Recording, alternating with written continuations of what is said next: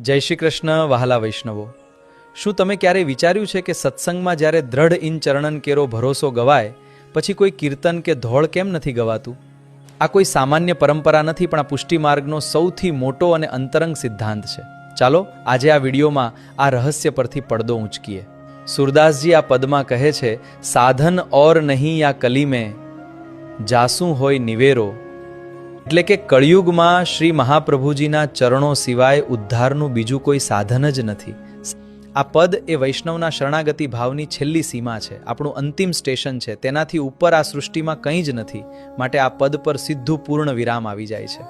આ પદ ગાતી વખતે હૃદયમાં શ્રીજી પ્રત્યે જે દિવ્ય રસ અને શાંતિ પેદા થાય છે ને, તેને અખંડ રાખવાની હોય છે। જો વળી પાછું બીજું ગીત શરૂ કરીએ તો એ રસભંગ થઈ જાય। પદના અંતમાં આવે છે બિના મોલ કો ચેરો। જ્યારે જીવ પ્રભુનો અજ્ઞાની દાસ બનીને પોતાનું બધું જ સમર્પી દે પછી એની પાસે બોલવા માટે કોઈ શબ્દો બાકી રહેતા જ નથી।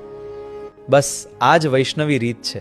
શ્રી મહાપ્રભુજીના સમયથી આ પદ પછી વાણીને વિરામ આપી કેવળ મનન કરીને શ્રી વલ્લભના ચરણોમાં ચિત્ત પરોવવામાં આવે છે। માટે વહાલા વૈષ્ણવો, હવે જ્યારે પણ આ આશ્રયનું પદ ગાઓ ત્યારે દુનિયાની બધી ચિંતાઓ ભૂલીને કેવળ ઠાકોરજીના સ્નેહમાં ડૂબી જજો।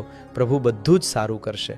જો આ માહિતી ગમી હોય તો દરેક વૈષ્ણવ સુધી શેર કરજો અને આવા જ સુંદર પુષ્ટિમાર્ગીય ભાવો માટે પેજને ફોલો કરવાનું ભૂલતા નહીં। શ્રી વલ્લભાધીશ કી જય। જય શ્રી કૃષ્ણ।